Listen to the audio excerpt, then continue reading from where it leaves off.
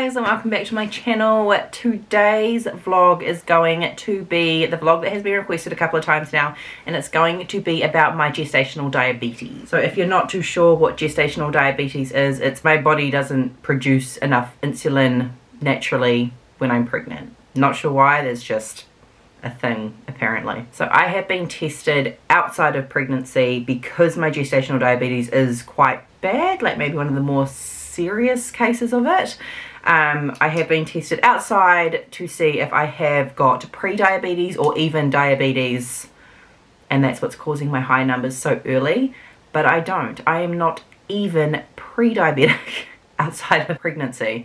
So it is just literally for me a pregnancy related diabetes.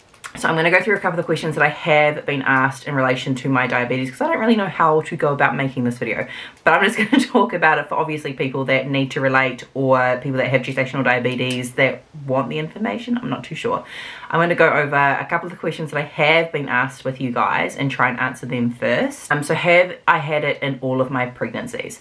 With Braxton and Lincoln, I was borderline. So my first test came back in the high range, and my second test came back still borderline but okay. With Braxton, nothing really more was done. I didn't go for my growth scan. Silly me, not sure why. Didn't go for my growth scan, so we didn't actually know that he was a big baby. So when he was born at 40 plus 3, he weighed 10 pounds. He was a large baby, and he had low blood sugar levels. So that's when they sort of went, oh, okay, maybe there was gestational diabetes, but it was missed. With Lincoln, I had regular growth scans with him, and he tracked huge the whole entire time. So he ended up being born at 39 plus 4. He was induced due to preeclampsia, and he weighed 10 pounds 6 ounces. So again, a really large baby, and he also had really low blood sugar levels. So again, they thought, okay, next time we may need to treat this. So with Grayson, I again did all the testing I needed to do, but they actually started me on metformin, which is a little pill, from, I believe it was about 27 weeks. I started on that, and that was 3 times a day. That was trying to help with his weight gain and his blood sugars when he was born, and my blood sugar levels throughout. So Grayson was scheduled to be induced at 38 weeks due to my history of large babies and suspected diabetes. He ended up coming a week earlier by himself, so naturally at 37 weeks, and he was 8 pound 8 ounces. So he was a good sized baby for being 3 weeks early. They decided then if I was to have any more babies that they would go to finger pricking instead of testing my blood, instead of doing blood test to see if they were missing something. Cue Arlo's pregnancy. They got me in quite quickly with the diabetes doctor, so I think I had my first diabetes appointment when I was 6 weeks pregnant.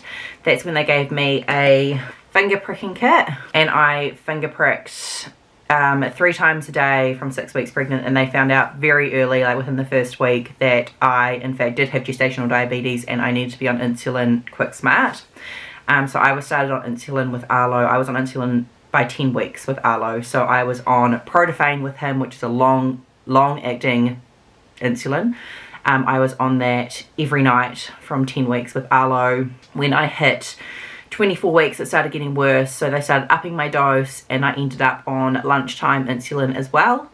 By the end of my pregnancy with Arlo, I was on breakfast and lunchtime insulin and Protafane, which is the long acting insulin, and that's overnight. Arlo was set to be induced at 38 weeks again. At 37 weeks, I realized that I hadn't felt him move very much. His movements were becoming very decreased. They sent me for a scan, they sent me into hospital for the day, and they worked out that Arlo's placenta was tired, was the words they used. So pretty much his placenta was starting to die, and they didn't want to wait to the 38 week mark, so they ended up inducing me the very next day at 37 plus 1, and he was born weighing 8 pounds 10 ounces. So again, another really big baby for being 3 weeks early. He was also still born with really low blood sugar levels and had to be monitored for 24 hours in the hospital, just to stabilize his blood sugar levels. This time around, my diabetes is worse. They actually had me testing whilst we were trying to conceive. So after we lost Paige, they had me testing from then right until we got the confirmed pregnancy test. And on my testing, so outside of pregnancy, my numbers were absolutely perfect. I could actually see when I was testing when I must have got pregnant. And this is before I got a confirmed pregnancy test. I could see my numbers starting to rise, and I knew that something was changing in my body. So about 3 days after that is when I got my first extremely faint pregnancy test. So my body started reacting very, very early to the pregnancy, and my insulin was just not producing how it should. So I was on insulin by the time I was 4 weeks pregnant this time. So I was on Protophane, which is the long acting, so I take that at 9 o'clock every night. And I was finger pricking 6 times a day. So I will show you what I use to finger prick. So this is my finger pricking machine. I have a little thing that goes on the end of here, which obviously takes my blood. And I use this, which has a little needle inside of it. And I just set it like this, little button on my finger, and it just gives me a little finger prick. And then I take the reading on this.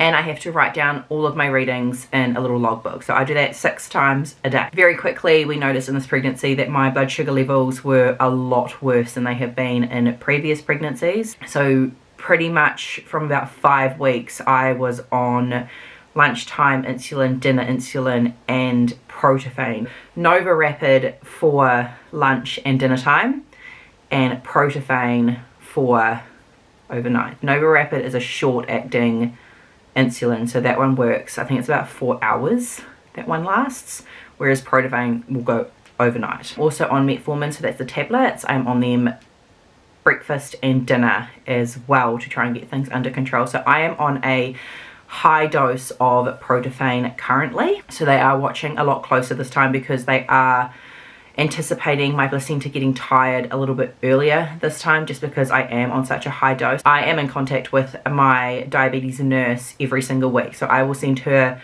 all of my results through. I find out my results obviously from finger pricking, so I finger prick 6 times a day to keep track of my blood sugar levels with my insulin, etc., to see how it's all working, and then I send those results through to her every week. She will look at them, tell me what I need to alter, and we go into the next week. So if you look very closely at my fingers, I do have little scars all over them from the amount of finger pricking I do. Another question I've been asked quite a few times is, did I have symptoms before being diagnosed with gestational diabetes?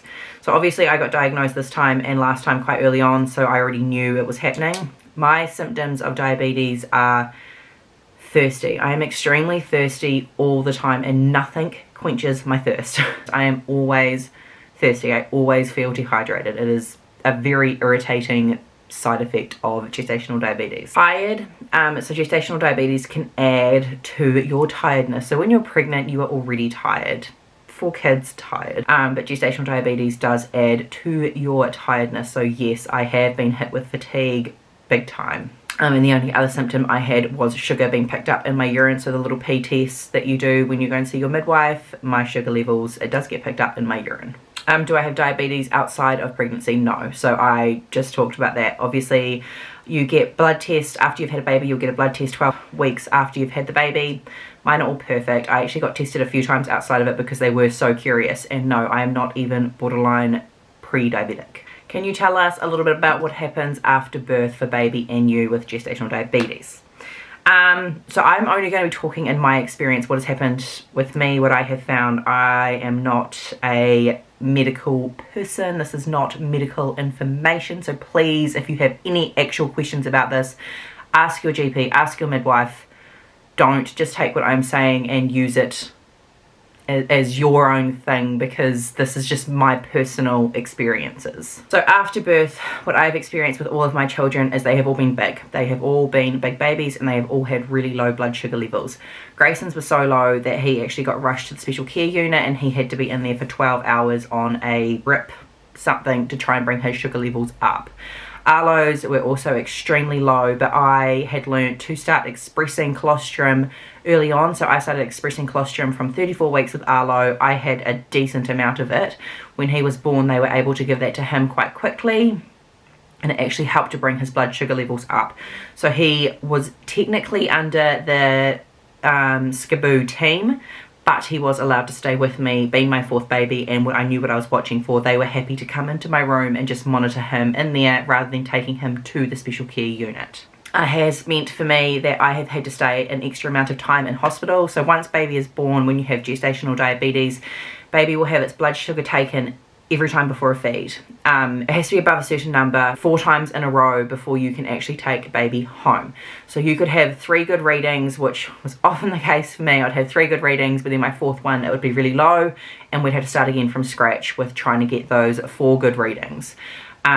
So your hospital stay is a lot longer when you have gestational diabetes. Well, it was for me anyway. More than likely with gestational diabetes, so especially in my case, I had to be induced. I have large babies. I have a history of it. So I wasn't allowed to go to term. Well, it wasn't recommended that I went to term because the risk factor of things happening is a lot higher. So hence what happened with Arlo's placenta. His placenta started giving up at 37 weeks and there was no mucking around. They got him out. So your risk of preeclampsia when you have gestational diabetes is higher. I personally have had borderline preeclampsia with Braxton, but because I was at my end of my pregnancy, I was okay to keep going. I was just monitored closely. With Lincoln, I had preeclampsia and they decided pretty quickly that he needed to come out. With Grayson, I started showing signs, my usual signs of getting preeclampsia, but he thankfully came a whole week earlier on his own, so I didn't develop into anything. With Arlo, it was the same story. I started getting all my usual symptoms of preeclampsia, but he was induced fairly quickly due to my blood pressure being so high and his placenta giving up. There was so many warning signs that they just decided, no, let's get him out now. We know he'll be fine. The other thing for me after birth was, not really after birth, it was before birth, was the placenta's getting tired. So I think that is a side effect too, is your placenta may get tired quicker than what it would if you didn't have gestational diabetes. Don't quote me on that. That's just what happened with Arlo and what they're sort of anticipating happening this time. So that's all I'm really going to cover in this vlog. If you guys have any other questions specific to gestational diabetes or my experience on it personally, feel free to message me or ask a question down below and I will try and answer it for you guys. But yes, please don't take any of this as me telling you what you should do. Me telling you what you should do is, if you think you have gestational diabetes or you're worried about it at all, please talk to your midwife or go and see your GP. Thank you guys so much for watching my video. If you haven't already, please subscribe and leave a thumbs up, and I'll see you next time in our next vlog. Bye guys.